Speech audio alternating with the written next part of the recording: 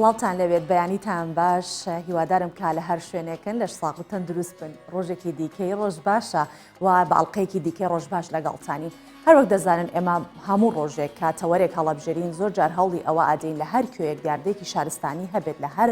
شوێنێکی ئەم کوردستانە گەورەیە ئێمە بۆتانی بخەینە ڕوو بەڵام هەندێک جاریش نیگەرانە بین بەوەی کە ئەگەر دیاردەیەکی ناشارستانی هەبێت بمانوێت باسی لێ بکەین بەڵام ناچارین باسی لێ بکەین لەبەر ئەوەی کە لە حاڵەت دەرچۆ بۆ بە دیاردە ئەمڕۆ تەوەری بەرنامەکەمان سەبارەت بە دیاردەی دەروەزەکردن یاخود سوالکردنی منداڵانە لە زاخۆ کە سەرنجێکی تایبەتی دەخەینە سەر و میوانیشمان دەبێت جگە لەوەی کە ئێمە کۆمەڵێ بابەت و بڕگەمان بۆتان ئامادە کردەوە وەکو ڕۆژانی دیکە کە ئەوانەش سەرنجڕاکێشە بن بۆ ئێوە بێگومانم لەوە جا بۆەوەی کە بزانین کە ئەو بابەتانی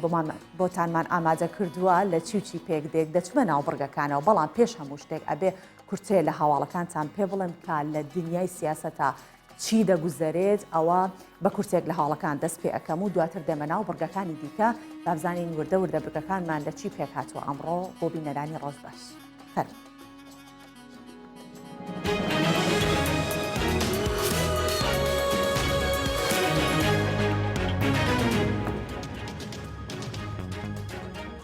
ئەمڕۆ شاندێکی باڵای حکوومەتی هەرێمی کوردستان سەردانی بەغدا دەکات سەمیر هەورامی گوتەبێژی فەرمی جێگری سەرۆکی ئەنجومەنی وەزیران با کوردستان 24 ڕاگەاند بڕیارە ئەمڕۆ چوارشەممە شاندی باڵای حکوومەتی هەرێمی کوردستان بە سەرۆکایەتی قوبات تاڵەبانی جێگری سەرۆکی ئەنجومەنی وەزیران سەردانی بەغدا بکات ڕاشی گەیاند ئامانجی سەردانی شاندەکە بۆ ڕێکەوتنە لەبارەی کێشە هەڵپەسێردراوەکان و جێگیرکردنی شایستەدارایەکانی هەرێمی کوردستان لە پرۆژە یاسای بودجەی 2021 عراق.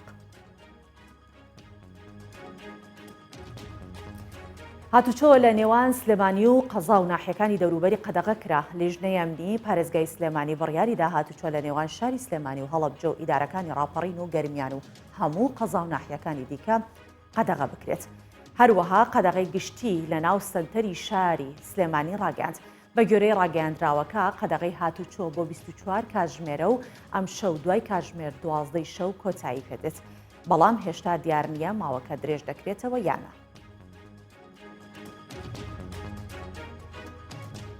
نوێنەری ئەمریکا بۆ کاروباری سووریا پشتیوانی وڵاتەکەی بۆ ڕۆژاوای کوردستان دووپات کردەوە.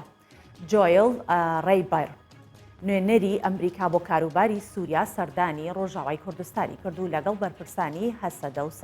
هۆزەکانی دێرەزور کۆبەوە. لە سەردانەکەیدا نوێنەری ئەمریکا بۆ سووریا پشتیوانی وڵاتەکەی بۆ تەقامگیری و بەردەوامی هاوکاریە مرۆیەکان بۆ ڕۆژاوای کوردستان دووپات کردەوە. بڕیاریشە ئەمڕۆ نوێنەری ئەمریکا لەگەڵ بەرپرسانی ئەنەکەسە کۆ ببێتەوە.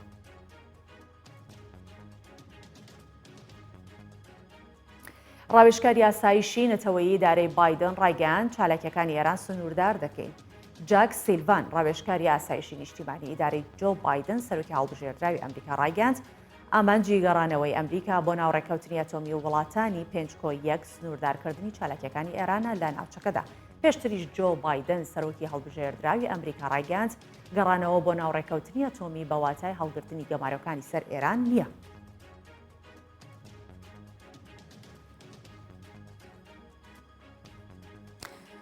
خەڵەتەکانی نۆبڵ لە ڕێگەی باڵوێزانی سویدەوە دەگەێنرێتە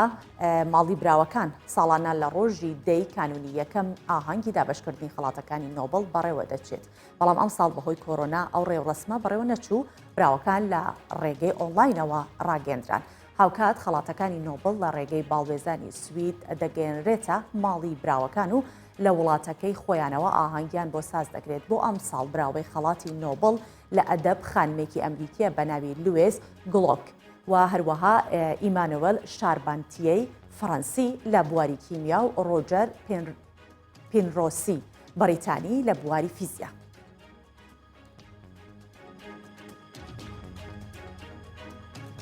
کورسێک لە هاوڵەکانمان پێشکەشکردن و دەچینە ناو بڕگەکانی دیکەی ڕۆژ باش.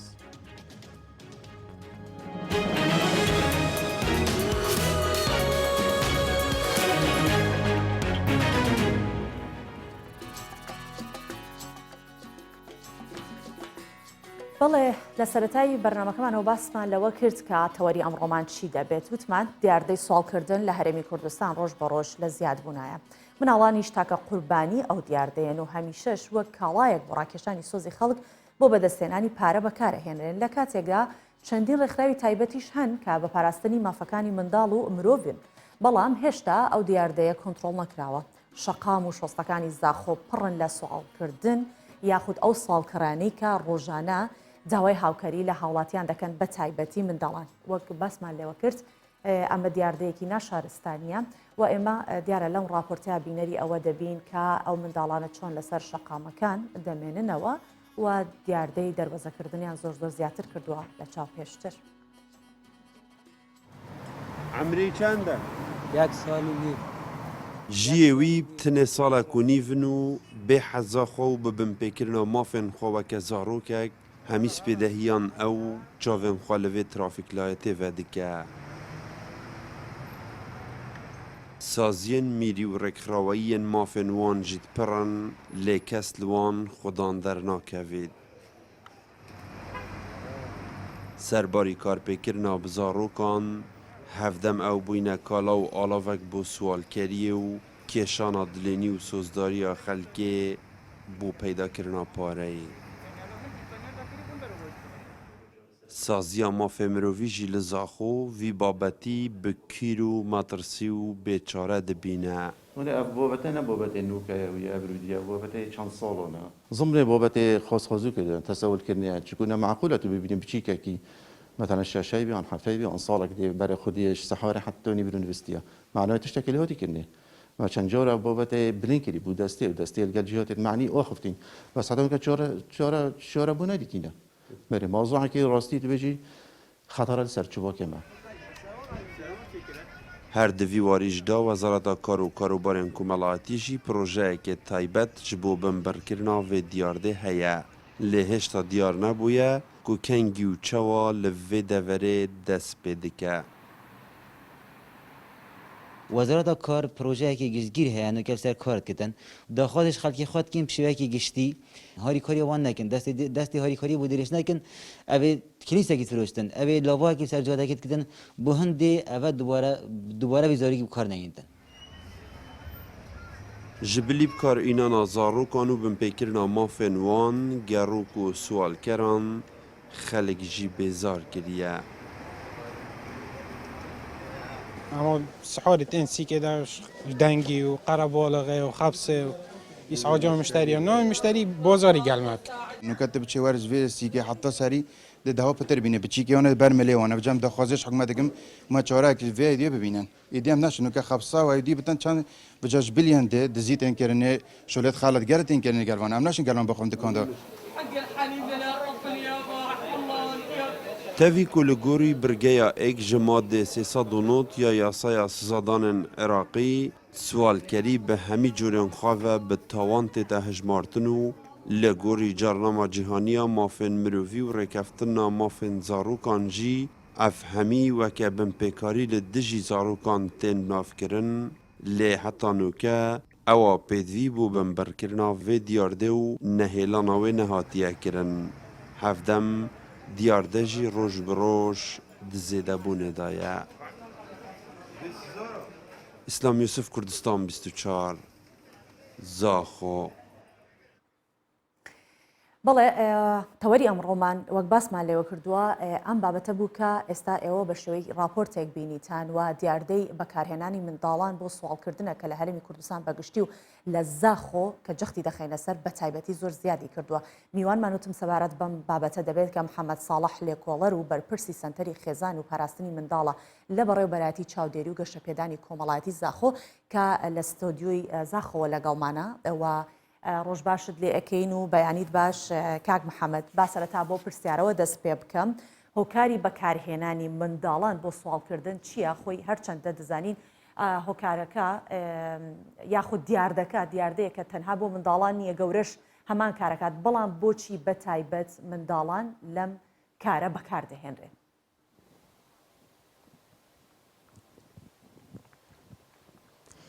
بله سوان خواست پیداته و همه بینرین کردستان 24 و کردستانیان باش بتن سبارت بابت سوال کردن زاروکا سرانسری جهانی کو و دیارده کا بربلا و او ولاتین پیش کفتی و بیجین پاش و ماهیش دا هر دیارده کی هی گله جرا حضر هندید کنید کو بیجین ام دیو دیارده بنبر کین بله الگندهشی که هر یا هی او جا کردستان جیب شوی گشتی و تایبتی باجر میزا خب راستی جی که امشین بیجین تراده کی زیده اف دیارده هانه گله یا زیده بی برانبر جوای کی بشوی گشتی بجا الویری گلک جارا گلک ریکت هن گلک اگریت هن کد بن اگری چنده کو اف زاروکت امکار اینانه یانجی گلک جارا ریکا کار کردن وان زاروکاب کار دینن اب خو اگر تو بری خواب دی بجین رکفتنا یا نتوین اگرتی یا مافین زاروکی دا کو هر وان قناقت دست پیکی کو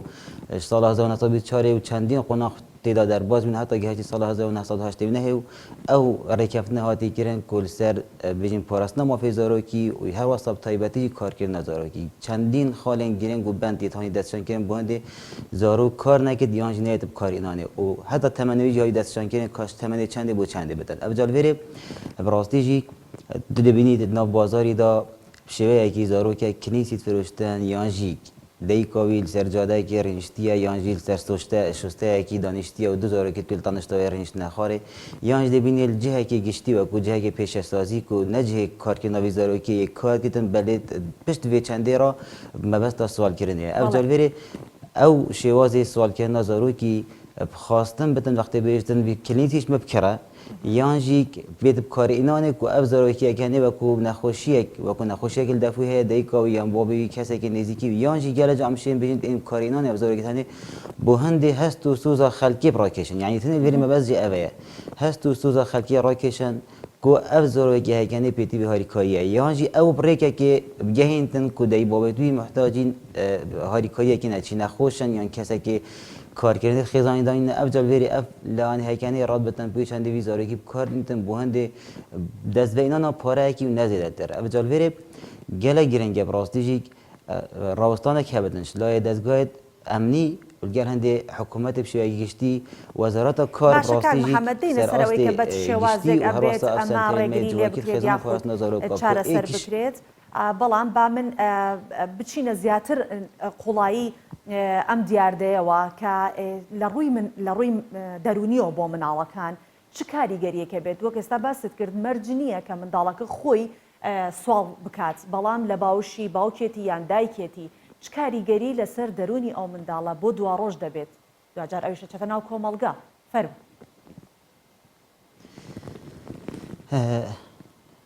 بله سوان خان گلک لانه نرینیت هنگ کارتکنل سرویزار گیدن ایک لانه درونی هر واسه لانه جواکی لانه جستایی همین لایکی و اگر تو برای خواب دید چونکی تو اگر ام بس هزار خواب کینل سر زارو کی کو کساتی آوی یعنی شیم بجین او خود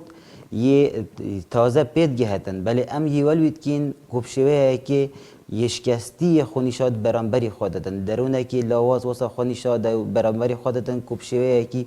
یعنی هست و سوزا خلکی براد کشتن افضل ویری افضل کی هر دست پی کی او متمناوی هی شلای بجیم پروردهی و کو بشیدن خانه بخوینتن هر واسه شلای او هیزو شیایت وی هنگ کو پاشاروجایی گشت ده بتن بله هر دست پی کی اف خزانانه دیوال ویزاری گیتن کوب شوی کی خونیشاد دتن کو کساتی کی شکستی یعنی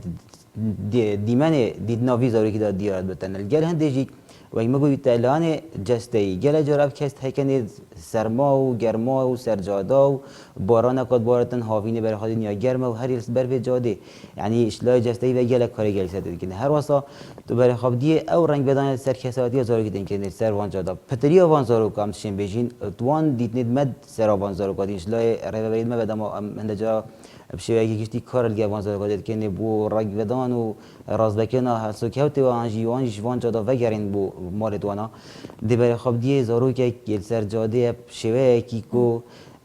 جگار کشه یانجی گل جرا فری دزید بن حتی بجین مادین هوشبر گل جرا سروان جدا افکست هکنی توشد بن الگل هندیجی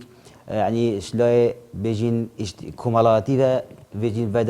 و در بین کاباناش بولای کمالاتی هی کسو کارت خود دید که بله. سردان نابن بله. شوازی یاری که نوانا جیاواز زده بر خواب دیه هر جزارو کینیا خویل سرجادی بیکو دورو برت خواه خیزان کسو کار نزدیکیت خواه او علاقات اجتماعی بجین پیوندیت کمالاتی دوی شوی گیشتید دابرانش جواکی افجال وری تنت سکی سری وزاری که دیار بتن کو وگرد مال و پاره کی ببتن وجب هر ریکه که اوه کنه به پاره ببتن او ویجی هنده ریکو بخواب کارت این تلگل هنده جیک شلای خیزان توان وش یعنی شلای وان کسی وان زارو کاب کارت اینن هنده ریکارات آوج برسینگی وانا بو هنده بشین پاره کی هست و سوزا خلقی بخورا کشم بود از بین نوی پاره بله وەک بەس لێکرد لێکەوتی تری لێ ئەبێتەوە لەوە ئەچێت بەلەو لاڕێ بڕوات تووشی مادە بێهۆشکەرەکان بێت بە شێوازێکی تر بەکار بهێنرێتەوانە هەمووی کاریگەرین بێگومان باش ئێمە باسی ئەوە ئەکەین ئەڵێن دیاردەکە زۆری کردووە ئێمە کەوا دەڵێن و بینەر و بیسەرێک بینەری ئێمەیە دەبێ بزانین کە ئامارەکە چۆن بووە چی بەسەر هاتووە بۆچی دەڵێن زیادی کردو هیچ ئامارێکتان لەبەردەستا هەیە کە بزانن لە ماوەی ئەم چەند ساڵە چەندێک زیادی کردو ئامارەکان چی ئەڵێن لە لای ئێوە لە زاخۆ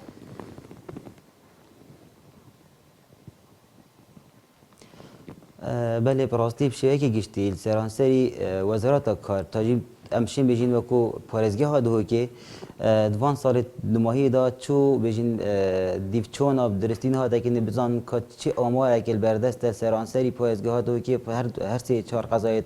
دور بروه افضل ویری هندک جارا گلک یعنی برنامه اشلای منظم رخرام نیب دولتی و هفکارید گلک به یما گشتی پارێزگه ها دهو که چاودی گشه بدان جواگی یا هاتی که نبود هنده کار لگر وان زارو کابت کنه چی او بن یه زارو قطبخانه هاتین دیر کردن یا جیس بجین کارگریا سوال کردن سوان هبیه و شلای جواکی لای بجین آبوری لای درونی کارگری وان هاتی که نکو رنگ بدان که ارینیل سرخیزان تو وان زارو کاب کن بله شویه گشتی سال 2008 بود 2010 اگر بس کو آمار کا کرد محبتن سر آست هر سی قضاین زاخ و آمدی و سیمیلی مسح کا گشتی هات گرنه دوان دو سال دا اگری چند کود بتن بار آبوری خلقی که تراده اگه گله سرخابی و جوای تراده که بین دیاردا بیکاریه یا کم بی و خلقی که بردستی وانا باش بی دوان دو سال دا سال 2008 بود 2010 او آمارا یعنی دیفچون هاتی کرن بو 53 ساده دیاردا سوال کردن و کار کردن نظارو که سرجادا کم بی یعنی وان دو سال داشت اگر چندی کو خلق یک لانه وانه آبوری تراده کی بره باشی بچو بله شوی دمی حتی نوکه چو آمارت بردستین کو کا چند زارو کارت کن بله گلن دیجی از حس کن بجم اف ربابریا گشتی یا چاودری گشت بدان جوای کی هر واسه اف ربابریت سر ربابریا گشتی ول سر است پارێزگاه دو کی هر ربابریا کی هندک سنتر کی سنتر جوای کی خیزان و پارس نظارو کا یکیش برنامه سرکی وان سنتر او کارکردن گل هنده بتن بو نهلانا کارکرد نظارو کی یا جیب کار اینا نظارو کی چونکه اف سنتر تکنی دیت پارس نظارو کا بن هماهنگ گل خیزان تو نابجا هر کاری کی اف جا اف ابدش لای چهار سری کو ام دی چاشین چهار سری وان زاروگا کی نهلانا وان سرجادا بله خاله کا گله گرنگ مدد از بحث بکن راستی جی چونکه تل دست بگی بحث کرد که اف زاروگی تکنی بوچی زاروگی کار اینا نه یعنی گله گرنگ ام و کو جواکی ما بگشتی سرانسری کردستانی وکو لانه کی سوزداری لانه کی دلینی لانه کی بجینی عاطفی الوان زارو کو ننرین نبره خودین وانا کو پیتویه چونکی اوید اتب کار اینانه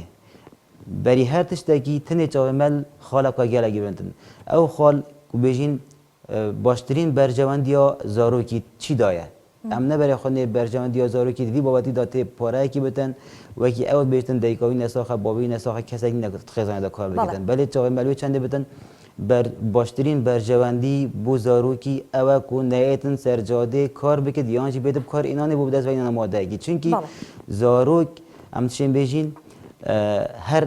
او نه هندی کو خزانه پروا بتن ابجد ادب کار اینانه بجال وری جاوی من الهنده بتن و کلانی سوزداری ام و کو جوای جید شیم پراستیجیک بازاری دال وان جهد گشتی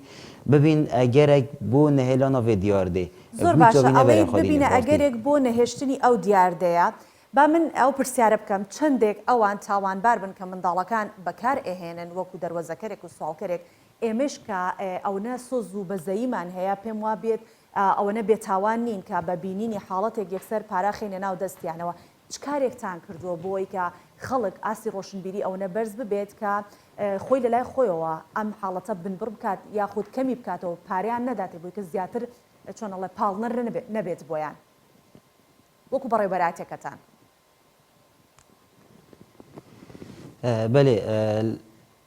بله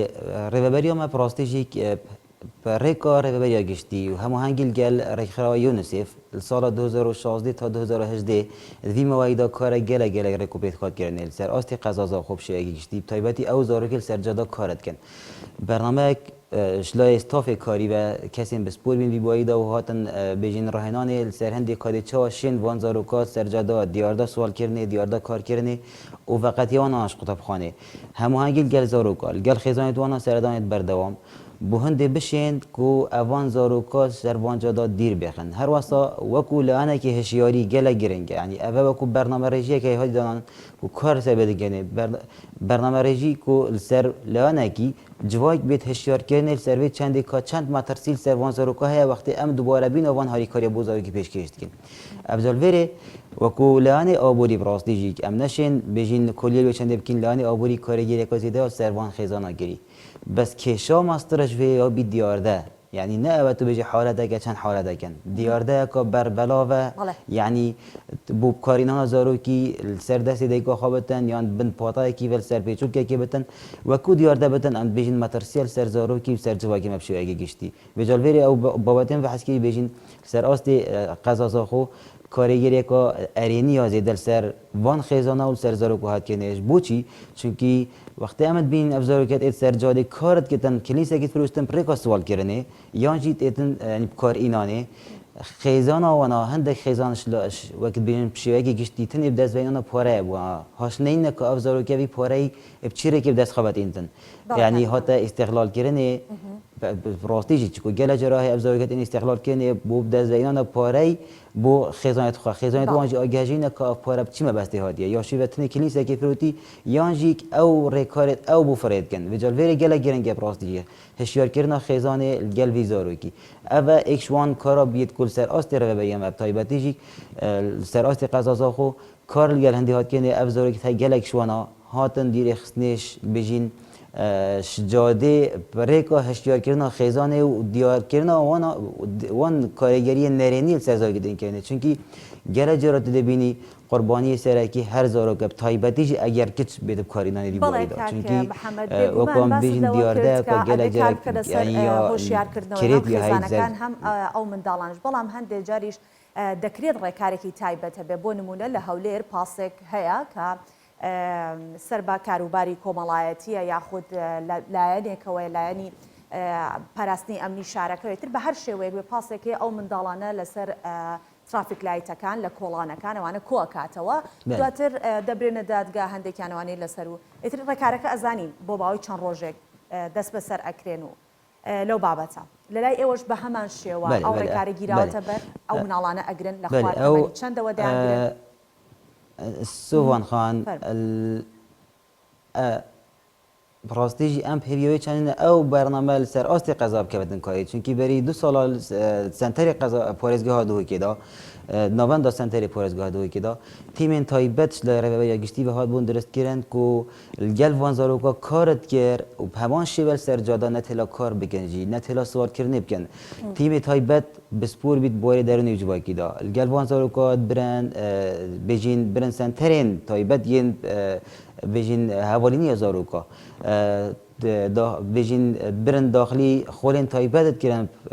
هەشیارکردنا زارۆکە بە هەروەسا خێزانی دواناژی ئەگەر پێتیوی بانە شێوەیەکی درستدانی بۆ ئەف خێزانە پێتیوی چەندێک و پێتیوی هاریکاریەکە یانژی لای هەشیاری بە کارگەر خێزانی بەتانکردنێ ڕێکا ڕێبەریەمە گشتیە چاودێری و گەشە پێدانا جوواکی بۆ هەندێ بشێن هەر بوو بەرژەوەندیە زارۆکی کارێکیدا بۆ دەیکەوەی زارۆکی بینن یان بۆ بابی بینن یانجی کەسێکی مازند خێزانیدا ئەگەر بێ کار وایە کار بۆ دیتن ئەvە بەرنامەیەک بیل سەر ئاستی پارێزگاها دووکێت سنتەری پارێزگاها دووکێدا یعنی ئەم پێوینە دووبارە ئەف بەرنامە بکەوێتن کاری چونکی نوکەشدا گەلەجە ئەو هەواڵێت هینگی کارت کرد وەختی چەند بازاری هەر بوو سەردانە خۆی بازاریت کن او زاروک سرجادا کارت کن و کو نوع هشیاری که برام بروان کسا هیاشوان و هر همان مبسته چون بوهند وان زاروک سرجادا نهل افضل وره راستیجی که وان چند پروژه بریدا و کو ام آگهدار سنتر پارێزگەها دهۆکێ تیمێکی تایبەت یێڕێبەریەمە گشتی هەماهەنگی گەل مناڵ پارێزی کوردستان وەکو بێژن دیفچوونەکە جۆرێت کاری زارۆکە یانجی ئەو شێوازی ئەو دەستبەینانە پارەیەتکردن سەر ئاستی پارێزگەها دهۆکێ کێر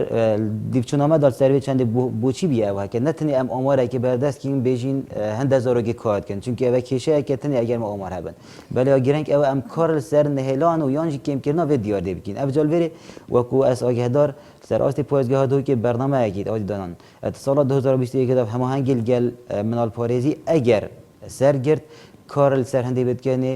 ew rêkarê em behezkîn bêjin şilayê derûnî ve şilayê civakî ve yan jî bizanîn ka rastî û diristiyek heye bo wan zaroka demat ên kar dikin erê xêzan wan pêtivîne wekû her wasa hemahengiyek gel polîsê medenî kar bêdikirînê û yê hatî kirinê jî ta ev bernamê hel ser rastê parêzgeha Dihokê bes em hêvîne ku seranserî qeza û komelgehên ser navenda parêzgehan ve ku ev bername bêtin dariştin bu hindê paşa rojê ev diyardahekenê rastî jî nemîntin yanî ew raporta we berçav kirî rastî jî eger tu berexadiyê tu gelek ca diçît bazarî da tu yê bazarekî dikî gel hindê kesek dêtin diyarda siwalkirinê beramber dikitin tu neşê bazarê xwe bikî ne kesê dikandar dişê du bazarê xwe bikitin gel hindê her wasa jî ew dilîniya min û civakî vedkêştin bu hindê ez ribcekî hezarekî bikim destê vî zarokî da bes دوی دمیج دا ام ید بین درگیهک وک بابت تا بحث کری که چه دایی که باب گناهبارم برام بروی چند وزاری که کارت اینن ام جوی کی جوا کی دوی بابت دا گناهبار بین اگر ام بردوام بین سروی درش کنا دستی هاری کاری بو وزاری کی بو هنده چگو ام ید دوباره بینه که ابکاری ودین بله بەڕێز محەممەد ساڵح لە کۆڵەر لە بەڕێبەراتی چاودێری و گەشە پێدانی کۆمەڵایەتی زاخۆ زۆر سپاس دەکەین بۆ هیوایەکە بەڕێبەراتیەکەتان کاری جددی ئەنجام بدات و ئەو ڕێکارانە بخەنە بەردەست و کاری پێ بکەن بۆ نەهێشتنی ئەم دیاردەیە لە زاخۆ سپاسکە لەگەڵمان بوویت.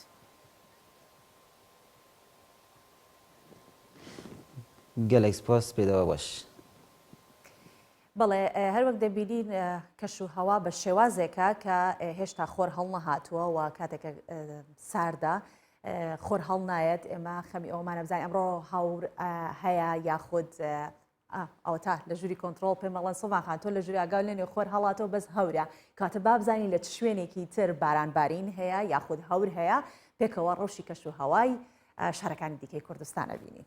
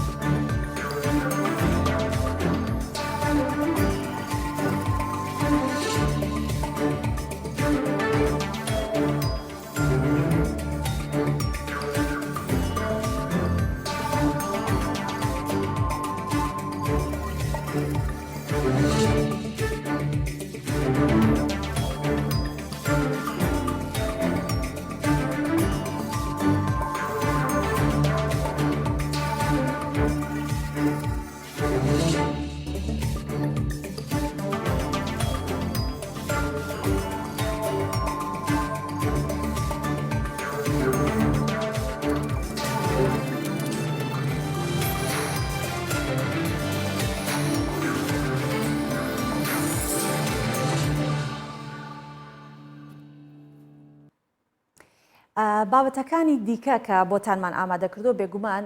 ئەو فیوچەر و یاخود ئەو راپۆرتانن کە هاوکارانمان لە هەموو شارەکانی کوردستان هەمیشار کات بڵێن بۆ ڕۆژباش پێیسمان بە بابەتێکی جوانە ئەوە بەدڵێکی فراوانەوە ئەگەڕێن بە دوای جوانترین بابەتەکانە یاخود وەکو ئێستا کە باسمان کرد ئەگەر کێشەیەک هەبێت یان دیاردەیەک هەبێت جا ئێستا بابەتێکی جوانمان لەبەردەستایە کە هاوکارمان کاروانیارە ئامادەی کردووە باس لە ئەو شتانە ئەکەین ئەو ممتەلەکات ئەو شتانێکە هیری کوردستانی خۆمانە بەرهەمی خۆماڵی خۆمانە بۆ منە هەموو شتێک دار و بەرد و خاکی هەرێمی کوردستان هەمویان سوودی هەیە سوودی جۆرا و جۆریان هەیە و دەتوانرێت بۆ چەندین مەبەست بەکار بهێنرێت لەم بابەتە سەرنجتان بۆ پیشەسازی بەرد ڕادەکێشین کە ماوەی زیاتر لە 30 ساڵە گرنگێکی تەواو بە پیشەسازی بەردی مەڕمەڕ دەدرێت هەر یەکە لە ناوچەکانی بازیان و پێنجوێن بە بەردی گرانبەها و دەوڵەمەند و بەردەکانی ئەو ناوچانە بۆ کاری جوانکاری و بیناسازی بەکار دەهێنرێت و بەناوبانگیشە بەشێکی زۆریش لە بەردی هەرێمی کوردستان جگەلەوەی کە لە ناوخۆ بەکاردەهێنرێت بۆ شارەکانی دیکەی عراقیش دەنێرێت با بەیەکەوە بڕینەوەی بەردەکان و دروستکردنی مەڕمەڕ ببینین دواتر دەبینین کە چۆن خانوەکانی پێ دەڕازێنرێتەوە.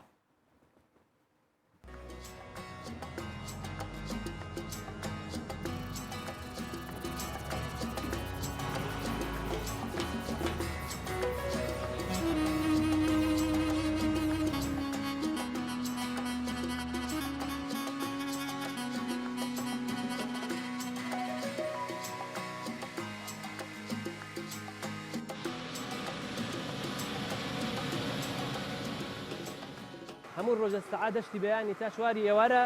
خەریکی ئیشکردنین. پرۆژەکە ئێمە چەند لەخێکمان هەیە لە ناوچەی پیشەسازیەک لێ لەخمان هەیە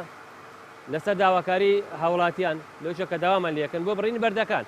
ئێمە لێرە مشارمان هەیە دەستەکەین بە بڕینی بەرد بەیانیان هەشتی بەیانی بۆ چواری ئێوارە. ئێمە بەردی سەوزمان هەیە بەردی شینمان هەیە بەردی سوورمان هەیە بەردی ڕەشمان هەیە بەردی بێجیمان هەیە لە بازیانەوە بەردمان بۆ دێت. ئەو بەردانێک کە بەکاری هێنین بۆ واجی هەیە بۆ پلە قادرمەیە بۆ ناوماڵە بۆ کوورەی هەموو شوێنەکانە.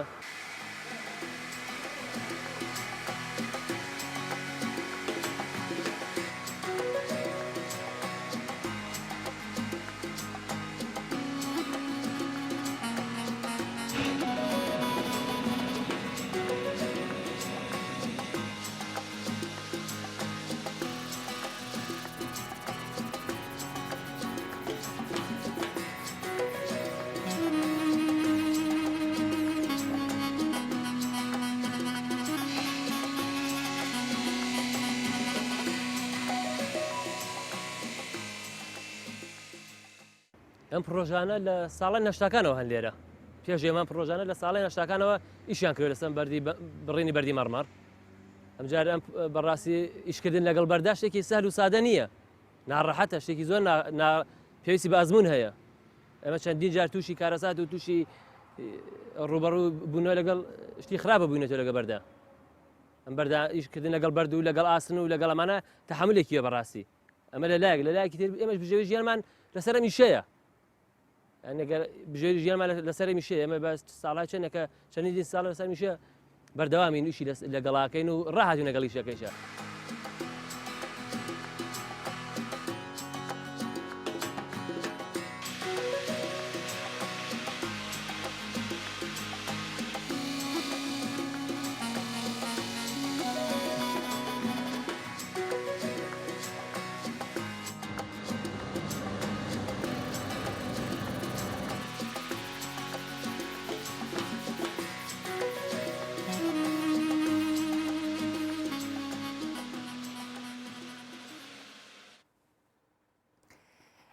دیارە تا ئەو شوێنەی کە هاوکارمان دەستی گەیشتێتەوە نزیک بووە لەی ئەو شوێنانەی دەرخستووە کە باسی بازیان و پێنجێنمان کرد وتمان لەبێ بەردە مەڕمەڕ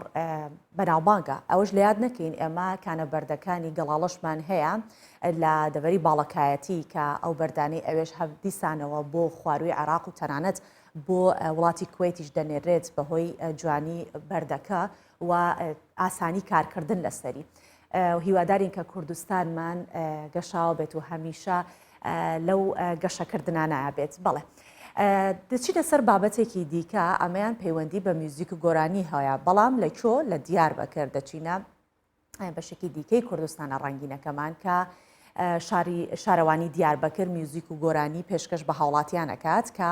لە ماڵەوە دەمێننەوە. سەرۆکایەتی شارەوانی دیاربەکر لە چوارچێوەی چالاکیەکانی هوەری کۆڵان میوزیک و گۆرانی ڕاستەوخۆی پێشکەش بە هاوڵاتیان کردووە کە بەهۆی قەدەغی هاتوچۆ ناتوانن لە ماڵەوە بێنەجەرەوە. ئەمە بۆ چەندەمین جارە ئەم کارە دووبارە دەکەنەوە، بەڵام هەر جارێ و بە شێوازێک کە ئەوانی کە خۆیان کەرەنتین کردووە بەم شێوەیە چێژیان پێ دەگەێنرێتەوە. هونەرمەندانی تیپی میوزیکی شار بۆ بەرزکردنەوەی مۆراڵی هاوڵاتیان هاتنە ناوەندی شاری دیاربەکر و گۆرانیان بە زمانەکانی کوردی، تورکی، عەرەبی پێشکەش بە هاوڵاتیان کرد. هاوڵاتیانیش لەسەر بالکۆنی ماڵەکانیانەوە بە وتنەوەی گۆرانیەکان لەگەڵ هونەرمەندەکانەوە چەپڵە لێدان و ئاهەنگەکانیان زیاتر جۆش و خۆشتر بوو کە ئەو کەشەیان دروست کردبوو. وە لە سەردەمی کۆرۆنا و ماوەی کەرەنتینیشدا سەرۆکاتی شارەوانیەکانی تورکیا و باکووری کوردستان میوزیک و گۆرانیان بە شێوەی ڕاستەوخۆ بە ڕێگەی جیاواز پێشکەش بۆ هاوڵاتیانە دەکرد کە خۆیان کەرەنتین کردبوو لە ماڵەوە. با کەمێکی شەمە گوێمان لەو میوزیکە بێت پێکەوە.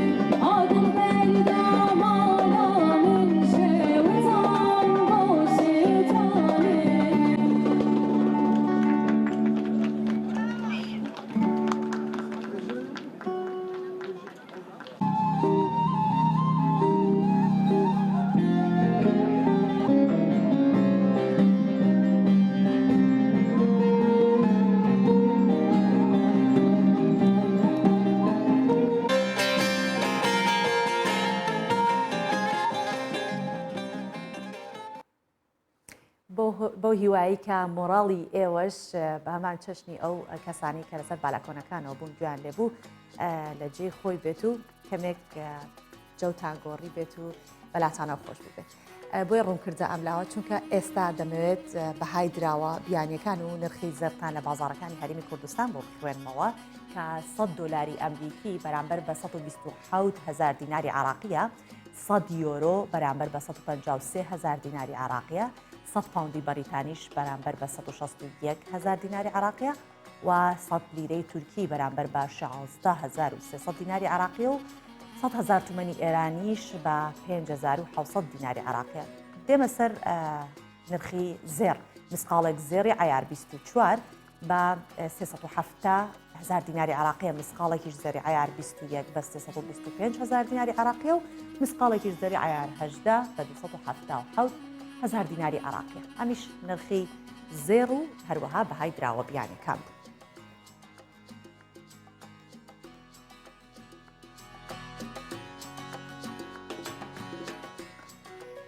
دەتان بەمە رووسیا لەوێ تەکنەلۆژیا بە شێوەیەک پێشکەوتووە کە لە وڵاتانی رووسیا بە مەبەستی هاوکاریکردنی منداڵانی خاوەن پێداویستی تایبەت تەکنەلۆژیا بەم شێوە کارەکات کە تایبەت بە ئەوان کە بە تایبەتی ئەو مناڵای کە تووشی ئیفلیجی مێشک بوونە. کۆمپیوتەرێک دروستکراوە یاخود تەواو پێشکەوت و دروستکراوە کە منداڵەکان دەتوانن تەنها بە ئاماژە بە چاویان بنووسن، بخوێنەوە، یاری بکەن، تەنانەت وێنەش بکێشن. نرخی هەر یەک لەم کۆمپیوتەرانە زۆر گرانە، $3,000 و لەلایەن ڕێکخراوێکی حکومیەوە بۆ منداڵان دابین کراوە. با پێکەوە ئەم ڕاپۆرتە ببین. ڕێکخراوێکی حکومی لە رووسیا بە ناوی ناشی دەست کە باوە چایڕۆڵەکانی ئێمە دێت کۆمپیوتەرێکی تەواو جیاواز و پێشکەوتوی دروست کردووە بۆ ئەو منداڵانەی تووشی ئیفلیج بوونی مێشک بوون یاخود خاوەن پێداویستی تایبەتن بۆ ئەوەی بتوانن بە ئاسانی لە ماڵەوە وانەکانیان بخوێنن. منداڵەکەی من ئیفلیجی مێشکە و زۆر بارودۆخی خراپە ئەو ناتوانێت لە ڕێگەی دەستەکانیەوە هیچ کارێک ئەنجام بدات تەنیا بە ئاماژەی چاو لەگەڵمان قسە دەکات ئەم کۆمپیوتەرە زۆر بۆی بە سوودە و دەتوانێت بە ئاسانی وانەکانی بخوێنێت و یاریش بکات. ئەم کۆمپیوتەرە پێشکەوتووە بە جۆرێک دیزاین کراوە کە منداڵان تەنیا بە ئاماژەی چاویان دەتوانن وشەکان بنووسن و بیخوێننەوە و ڕستێکی تەواو دابڕێژن وێنە بکێشن و تەنانەت دەتوانن چەندین یاری کۆمپیوتەریش هەل لە ڕێگای چاوە ئەنجام بدەن. کارکردن بەم کۆمپیوتەرە ئاسان نییە و بۆ ماوەی چەندین هەفتە دەبێت منداڵەکان بە هاوکاری خێزانەکانیان فێری شێوازی کارکردنی بن.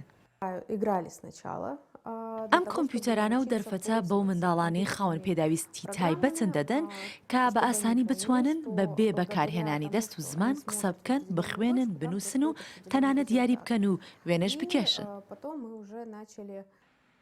ئەم ڕێکخراوە حکومی رووسیا بۆ دروستکردنی ئەم کۆمپیوتەرە پێشکەوتوانە بڕی $37,000 لە حکوومەت وەرگرتووە. نرخی هەر یەکێک لەم کۆمپیوتەرانە $3,000 و بۆ یەکەم جارە بۆ ئەو منداڵانەی خاوەن پێداویستی تایبەتن یان تووشی ئیفلیج بوونی مێشک بوون دروستکراوە و سوودی لێ وەرگیراوە. دەنافەرێقی کوردستان 24. من هەمیشە ئەوە دەڵێم و لە یادیشی ناکەین کە دووبارەش دەیڵێمەوە. بوون بە دایک هەڵبژاردێ بەڵام بوون بە دایکی منداڵێکی خاوەن پێداویستی تایبەت هەڵبژاردێکی خواییە و هیوادارم ئەو دایکانە هەمیشە ئارامگریەکیان هەبێت کە بتوانن بەرگری ئەو دۆخە بکەن و پشودرێژ بن و وەک بینیمان ئەمە ئاسانکاریەکی زۆرە بۆ ئەو منداڵانە و دایکە دەبینێت کە منداڵەکەی چێژ وەردەگرێت. هەرچەندە پێشکەوتەکان ڕۆژ بە ڕۆژ زیاتر تەکنەلۆژیا یارمەتی دەرئەبێت کە کەسی خاوەن پێداویستی تایبەت زیاتر بە ئەو شتانە دەستکەوتی هەبێت یاخود دەستی بگات بۆ شتانی کە هەر مرۆڤێکی ئاسایی هەیەی. لە ماوەی ڕابردوش یەکێک لە خاوەن پێداویستەکانی تایبەتی خۆمان بوو لە کوردستان کە نابینا بوو ئەتوانی بڕوانامەی دکتۆرا بەدەست بهێنێت و ئەوە جێگەی شانازیە کە خاوەن پێداویستە تایبەتەکانی ئێمەش لە هەوڵی ئەوەدان کە وەکو هەر مرۆڤێکی دیکە بتوانم هەڵسوکەوت یا ممارەسە بە هەموو ئەو شتانەوە بکەن کە بۆ هەر مرۆڤێکی دیکە بەردەستە. بەڵێ دەچینە بابەتێکی ترەوە ئەمەیان بابەتێکی هوەریە کە بەشێک لە پیشە و نەریت و کولتوری کۆنی هندستان بەهۆی قەدەغەی هاتوچۆوە کە وەک هەموو جیهان گیرۆدەی بووە بەهۆی کۆرۆنا بازاڕیان کەم بۆتەوە و هەڕەشەی لە ناوچوونیان لەسرە. شارەزایان و پیشەوەرانی ئەو وڵاتەش نیگەرانن لە مەترسی لە ناوچوونی ئەو کارە هوەریە و نەخشە سازیانە بۆیە دەیانەوێت لە ڕێگەی بازاری ئۆنلاینەوە بازارسازی و بکەن بۆ ساختکردنەوەی کاڵاکانیان و بۆ بەرهەمەکانیان. پێکەوە با ببینین بەرهەمەکە چیە و چۆن لە ڕێگەی ئۆنلاینیشەوە بازاریابی بۆکەن. بە مەقەستێکی بچوو کە لە باوانیەوە بۆی ماوەتەوە بە وردی و وریاییەوە ئەو پارچە کاغەزانە دەبڕێت و دیان نەخشێنێت کە هەزاران پارچەی تێدا دەردەکات تا تابلۆیەکی لێ دروست بکات. ڕامسۆنی یەکێکە لەو مامۆستا دەگمەنانەی لە شاری سێنجهی ماوەتەوە و هوەری نەخشە سازی دەکات و لە خێزانەکەیەوە ئەم هوەری بۆ ماوەتەوە. ئەگەر بازارەکان نەکرانەوە چۆن دەتوانم شتەکانم بفرۆشم هەرچۆندا بیرۆکەکەمان گەشە پێداوە چەندین کاری نوێمان لە پێشانگەیەکدا لە ڕێگەی ئۆنلاینەوە خسۆڕ و بەڵام ئەوە کار ناکاتە سەر ساختکردنەوەی بەرهەمەکانمان ناتوانین وەکو پێویست پشتی بێبەستین بۆ بژێوی ژیانمان. ئەگەرچی هوەر و نەخشاندن و جۆرەکان لە هندستان کارێکی زۆر بربڵاوە و خەڵکانێکی زۆر کردویانەتە سەرچاوی داهاتیان تاکە ڕێگەش بۆ فرۆشتنی ئەو بەرهەمانە ناو بازاڕە چڕ و قەرەباڵغەکان بوو لە کاتێکدا کەسانێکی زۆریش لە ناوچە دوورەکانەوە ڕویان کردوێتە بازاڕەکانی ئەو وڵاتەوە. بەهۆی دروستکردنی بازاری ئۆنلاینەوە توانیمانە بڕێکی زۆر بازارکردن ببەخشین بە خاوەن هوەر و نەخشاندنەکان. ڕێگەیەکی نوێ بوو خەڵک خۆیان داواکاری بەرهەمەکانیان کردو و بەپێی ئەوەش نرخەکان داناوە. ئێستا خەڵک لە شاشەی پێشیان داوای بەرهەمەکان دەکەن و دەیبینن. یەکێکی دیکە لە وێنە کێشەکان لە ویلایەتی گوجەراتی هندستان لەسەر پارچەی قوماش دەستی بە نەخشاندن کردووە کە چیرۆکی خواوەند و خواوەندە هندوسیەکان دەنەخشێنێت و دەڵێت لە کاتی قەدەغەی هاتوچۆدا کارەکەم فراوانتر کردووە.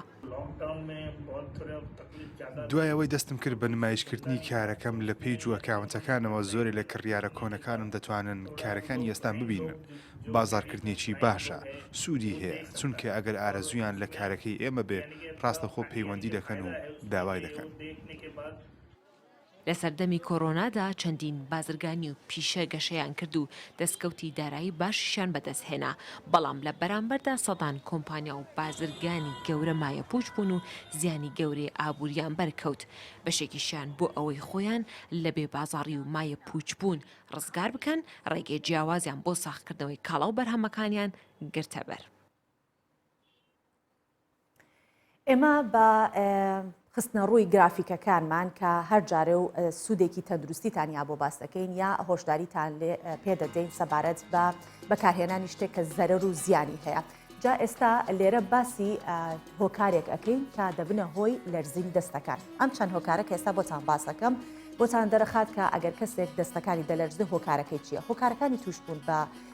دەست لەرزین لە مرۆڤ نەخۆشیێکی بۆ ماوەیی نییە، ئەوە بالەوە دڵنیابین، بەڵکو پەیوەندی بە تێکچوونی سیستەمی بەرگری لەشەوە هەیە. ئێمە چەند هۆکارێک لێرە ئێستا وەکو چەند خاڵە بۆتان دەخەمە ڕوو کە دەسوانێت ئەوە سوودی لەوەرگرن، هەندێک لەو شتانە کەمکەنەوە بۆی کە خوانەخواستە تووشی ئەو حاڵەتە نەبن. تێکچوونی هۆرمۆنی ڕژێنی پەریزاد واتە غودا ئەوەی کە بە شێوەیەکی پەپولەیە و لە ملدایە، ئەوە دەبێتە هۆی ئەگەر تێک بچێت ئەو ڕژێرە ئەوە دەبێتە هۆی لەرزین دەستەکان. کەمی ڕێژەی شەکر لە خوێندا ئەها یەکێگەڵێ هێزمتیانە هەموو جانم کەوتۆتە لەرزە کە برسێتی شەکری دابەزی و پێویستە یەکسەر شتێک بخوا یەکسەر لەرزینی گیانی چاکە بێتەوە. فشاری دەرونی دەبێتە هۆی لەرزینی دەستەکان. هەندێک جار کە فشارێکی دەرونی یا تووڕەبوونێک ڕوو ئەدات لە ڕووی دەرونی و نامرتاحین ئەوەش دیسانەوە کێشەیەەکە کە دەبێتە یاخود هۆکارێکە دەبێتە هۆی لەرزینی دەستەکان. زوار خواردنەوەی چاو قاوە، کەسانێکە زۆر چاو قاوە دەخۆنەوە ئەمیش دیسانەوە دەکرێت ببێتە هۆکار بۆ لەرزینی دەستەکان. جگەرە کێشەکان و ئەوانەی کە خواردنەوەی مادە کۆپۆلیەکان زۆر بەکاردەهێنن بێگومان ئاماژەیە شتیان کردووە کە یەکێکی دیکەش لەوانە لە خاڵەکان ناڕێکی سیستەمی خەو و خواردنە. بەگشتی ناڕێکی سیستەمی خەو و خواردن لەسەر هەموو شتێک کاریگەری ئەبێت و لەرزیی دەستەکانی شێکێکی دیکەیە لەو کێشانی کە توشمانە بێ بەهۆیەوە. کێشە لە کۆئەندامی هەناسەداندا ئەگەر هەبوو ئەوە دەستەکانت تووشی لەرزین دەبێت. ئەو کەسانش کە کێشەی جگەریان هەیە واتە جگەریان هەندێک جار ئەوانەی کە جگەریان تووشی چەوری بواڵێ لەسەر جگەری چەوری کۆبۆتەوە یان جگەری کێشەی هەیە بە تایبەتی جگەر و پەنکریاس ئەمانە هەردووکیان دەبنە هۆی ئەوەی کە دەستەکان تووشی لەرزین ببێت. بێگومان بە سەردانیکردنی پزیشکی پسپۆر دەکرێت کە چارەسەری ئەو کێشانە بکرێت وەگوتمان چونکە بۆ ماوەیی نییە. دەچینە سەر بابەتێکی دیکە بۆی بزانین ئەو مادانی کە لە ناو ئاوا هەن یاخود زیاد دەکرێت پێی دەبنە هۆی چ کێشەیە. کلۆری ئاو لە ناو جەستەدا بۆ ژەهر دەگۆڕێت بەپێی ئەنجامی توێژینەوەیە کە لەلایەن زانکۆی جۆنز هۆپێنزی ئەمریکا بڵاو کراوەتەوە. زانەکان بڕێکی ئاوی پڕ کلۆریان لەگەڵ مادەی ترشی ئەمینی لاسین کە لە ناو جەستەی مرۆڤدا هەیە تێکەڵ کردووە. دواتر بۆیان دەرکەوتووە بەهۆی کلۆرەکە کە مادەیەکی کیمیایی مادەی ژەهری دروست بووە و ئەوەش دەبێتە هۆی دروستبوونی خانەکانی شێرپەنجە. بۆیە توێژەرەوان ئاماژە بەوە دەکەن کە کلۆری ئاو لە ناو جەستەدا دەبێتە ژەهر و زیان بە تەندروستی دەگەنێت. من لێرە شتێکم بیرکەوتەوە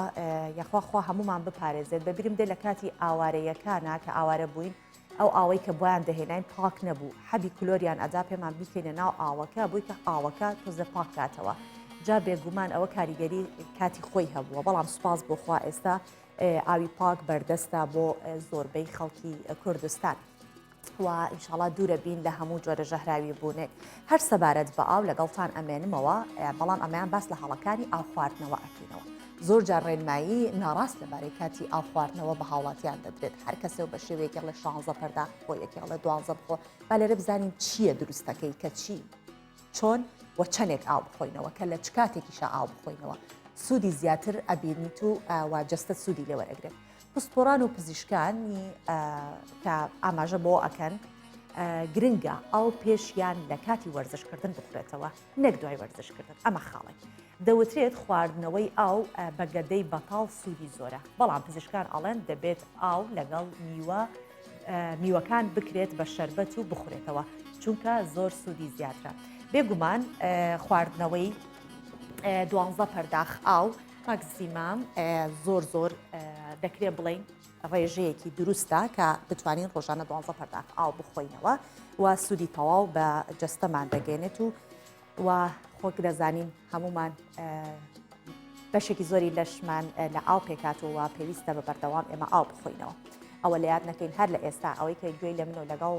منایە من ێستا بچمە دەرەوە یەکسەر پەرداخی ئاو خۆم لەگەڵ منە یەکەم پەرداخی ئاو دەست پێ بکە بخۆرەوە 12 پەرداخەکەت ئەمڕۆ تەواوکە ئەگەریش لە کاتی بەرچاوی و نانی بەیانیت ئەوە نۆشی گیانت بێ ئێمە کۆتاییمان هێنا بە پرۆگرامەکەمان بەڵام کە لێرە چوومە دەرەوە ئامادەکاری دەکەین بۆ سبەینێ کە چ بابێتێکتان بۆ ئامادە بکەین و جوانترین بابەتەکانتان بۆ ئامادە بکەین کۆتاییمان هێنا بە بەرنامەی ئەمڕۆ تا سبەینێ هەر شاد لەش ساق